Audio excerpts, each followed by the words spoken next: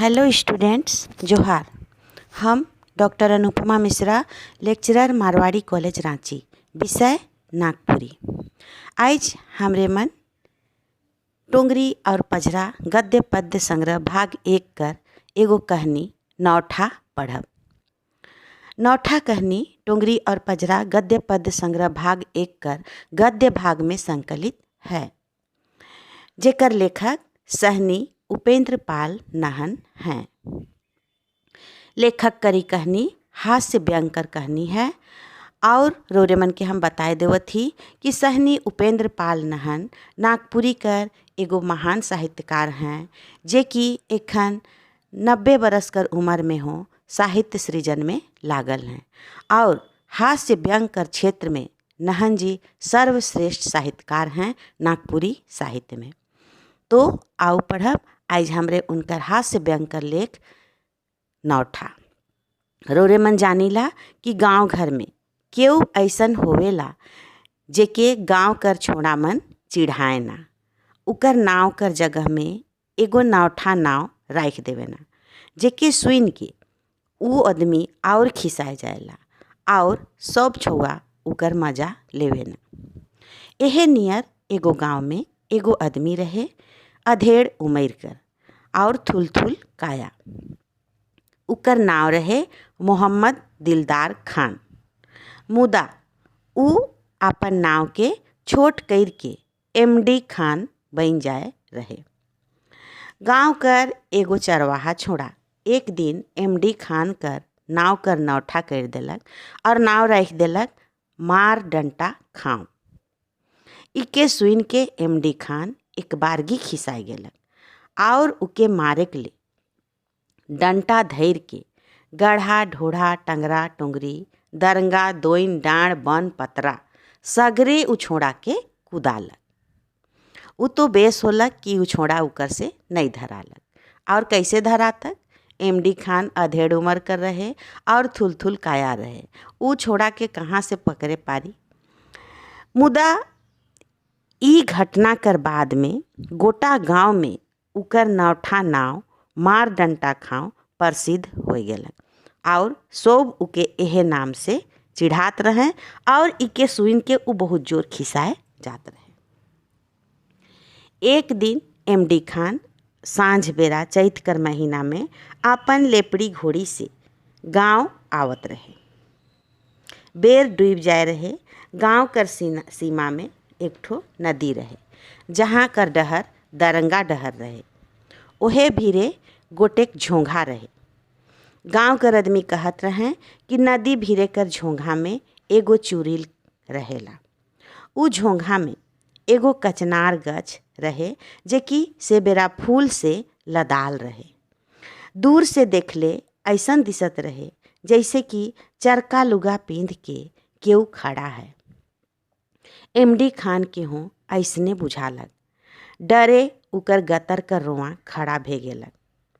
उ घोड़ी के कुदाए हो नहीं पारत रहे, काले कि घोड़ी लेपड़ी रहे और डरंगा दहर रहे।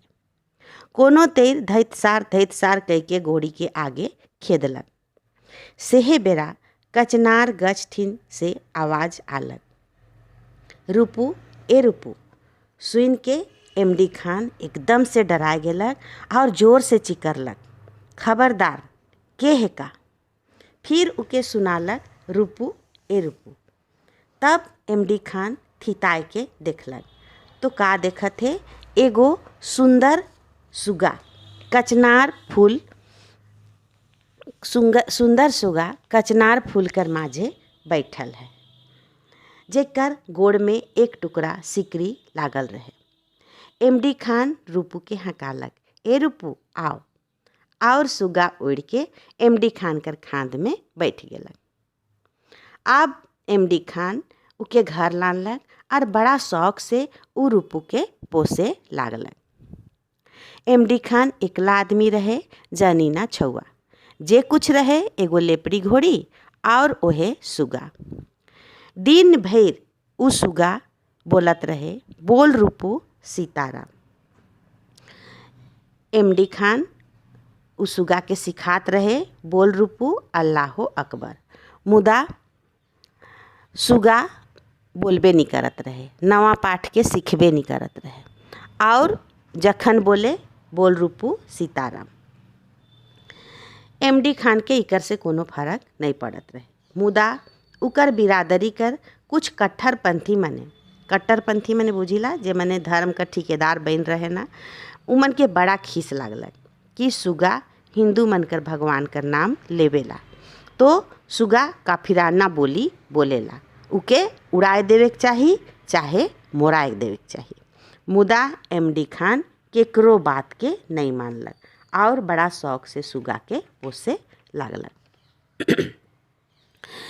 सुगा कर चलते कुछ ऐसन घटना होलक कि गोटा गांव में दहशत पसर गेलक और गांव वाला मने उस सुगा के मनहूस मारने लागलें।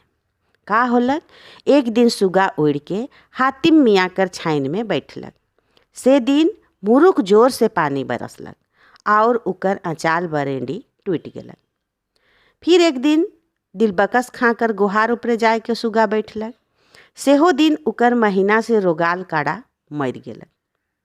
सबसे दुखद घटना तो होलक रमजान घरे। एक दिन सुगा रमजान घर कर पिछवाड़ा में एरंडी बुदा में बैठ रहे। रमजान कर 6 बरिस कर एगो छौआ उके धरे ले गेलक, जहाँ जंगाल टीन कर टुकड़ा से कटाए गेलक और उके टेटनस हो गेलक।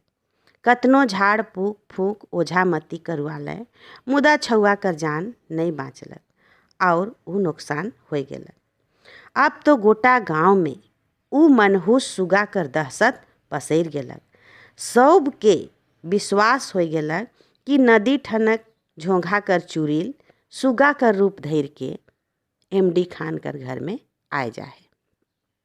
अब सब कोई एमडी खान के दबाव डाले लागले कि सुगा के मोराव, मुदा एमडी खान इकर ले तैयारे नहीं होलक और उकर से खिसाए के उकर बिरादरी कर आदमी मने उके 15 आना कह दिले। 15 आना कह दिले मने जाइत से निकलाए दिले। अब गांव वाला मने दूसर गांव से एगो मौलवी के बोला ले चुड़ील से बचाए के लिए। मौलवी बड़ा चालाक और गुणी रहे। गांव कर सीमा में आते चढ़ते उ कह दिलक कि गांव में शैतान कर फसाद होवत है और शैतान जे है कोई जानवर कर रूप में गांव में रहेला।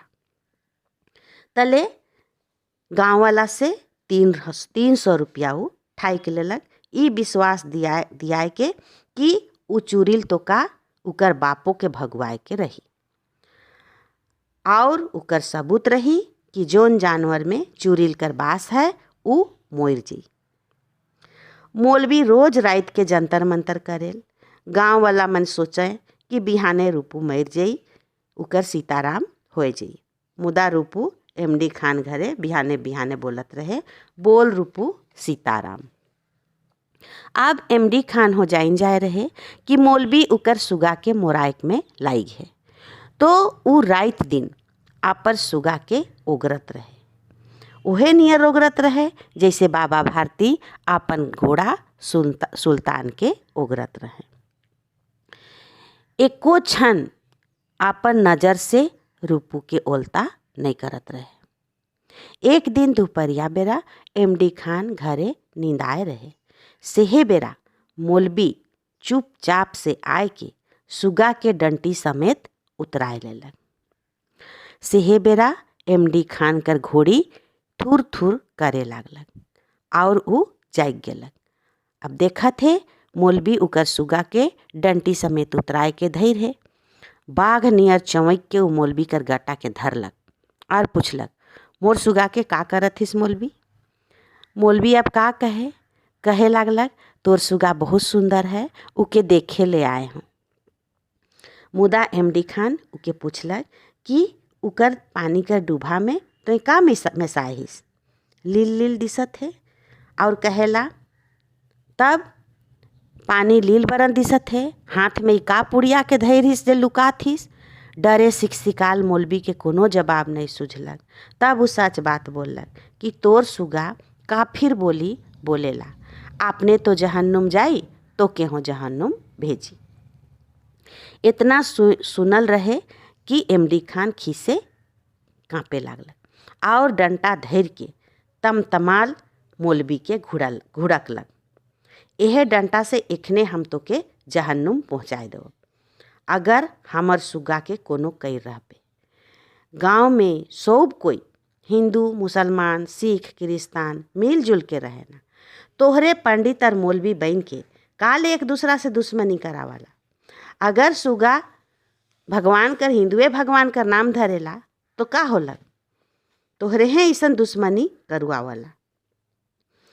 तले कहलक जा भाग नहीं तो देखबे। मौलवी जान बचाए के पघा तोड़ल बछरू नियर कुहकुहाल भागेला। तले इमली खान डंटा धैर के आपन सुगा के खांध में बैठाए के एकदम से हकंदेक लागलक।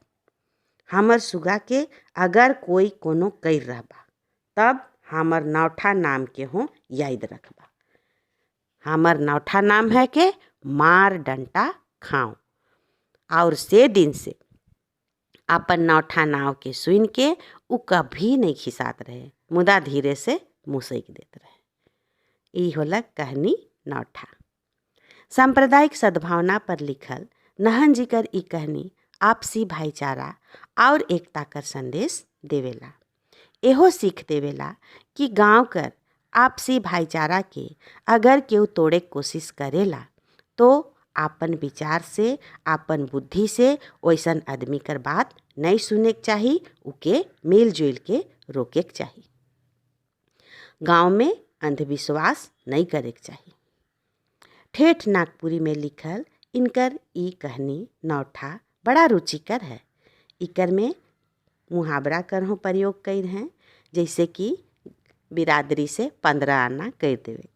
शब्द कर संयोजन भी बड़ा बढ़िया है और पात्र कर अनुसार है।